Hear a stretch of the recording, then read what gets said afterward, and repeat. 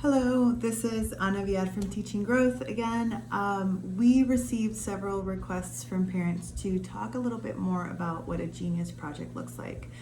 And so that wasn't going to be our first video, but we can definitely address that first.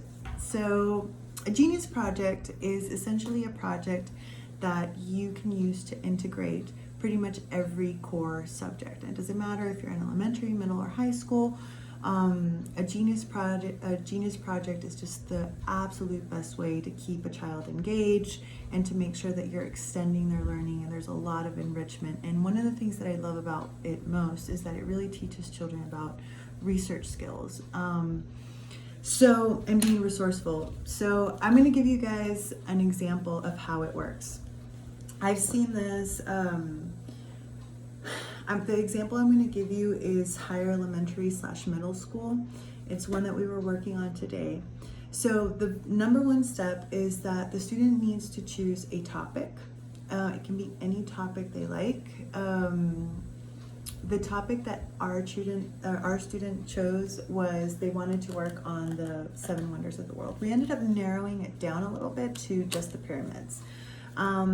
Secondly, you want to make sure that they're choosing a learning product. Now, when I say learning product, it means the end result, what we're working for. You always want to start with the end in mind. Now, it can be something that they are really passionate about. If you have a student that's musically inclined, it can be that they're creating a song. If they're writers, it can be that they're writing an essay or a story or a blog. If your student is a lot more tech prone, then maybe they want to create a video or in this student's case, he's going to create a 3D Minecraft tour of the pyramids. And then you have our really artistic kids that are just going to, maybe they're going to do a model, maybe they're going to do a poster, whatever it is, a visual.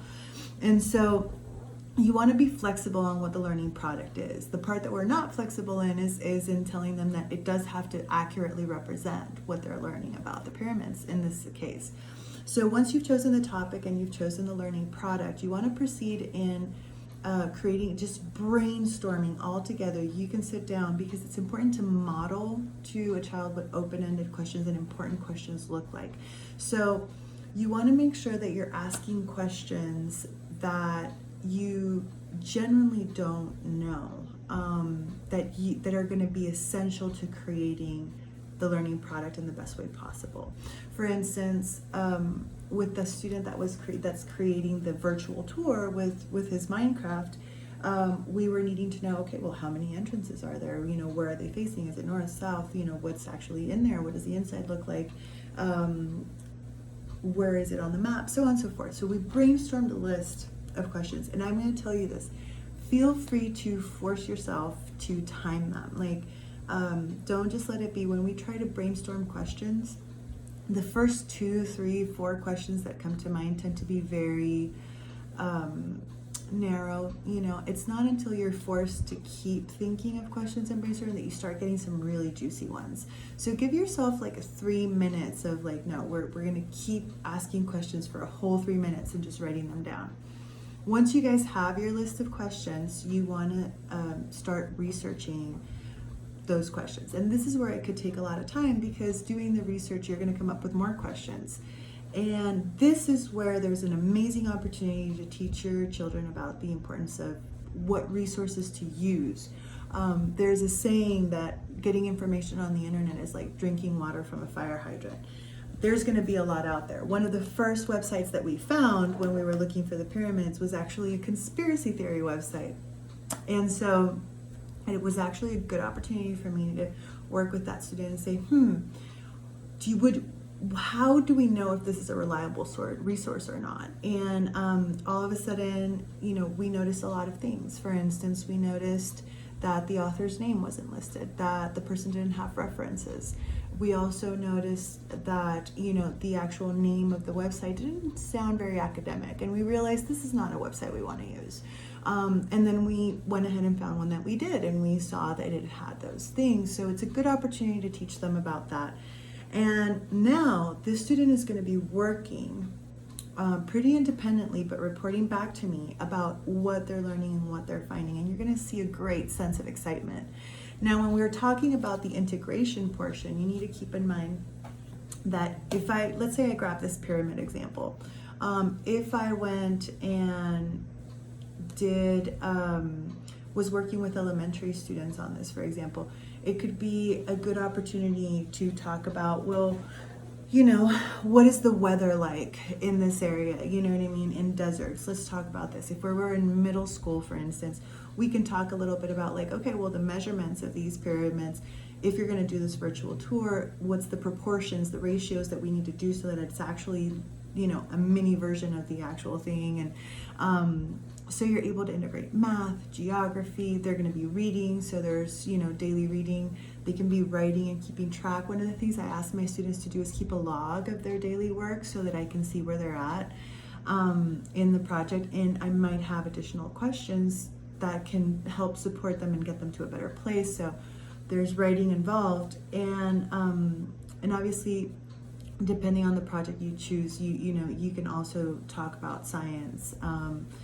There are a lot of questions and things that can come up. And once you guys have a topic, you're able to specifically look up things like, how to talk about the pyramids and include science. And I think we actually did look it up, and we were talking about like what sort of material they actually used to we're talking about how the Egyptians used honey and egg to instead of cement to keep stuff together and everything. And so we were considering doing a little experiment, of putting something together like that and seeing if it would actually hold. And so it creates a lot of different learning opportunities. This one project can extend for as long as you guys need to.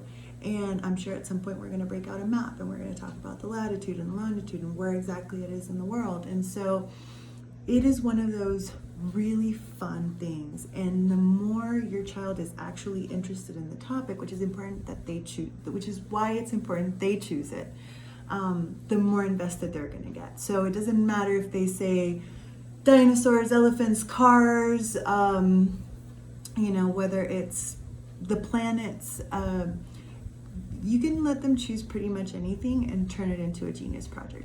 And if you have any questions on how to do that, feel free to reach out to us. I hope that was helpful. I didn't want to make this too long. I'm going to include some links and resources in the description below. And if you guys have any questions, you can always use the contact form on our website, www.teachinggrowth.com, or you can comment here and we're going to do our best to get back to you. And if you have any more questions on how to keep your children engaged and active and learning during this time, please know that we're here for you and that our services are at your disposal. We do have remote learning, so even if you're not in the San Antonio area, we're happy to help. We're also creating a parent course. It's going to be ready as of next week. So if there's any technology that your student is using that you're having trouble with, to make sure that schoolwork's getting properly turned in, feel free to reach out to us. We are very, very happy to help. And as far as the Genius Project goes, sky's the limit. Please share what you guys do with us. We're going to be excited to hear about it. Have a great day.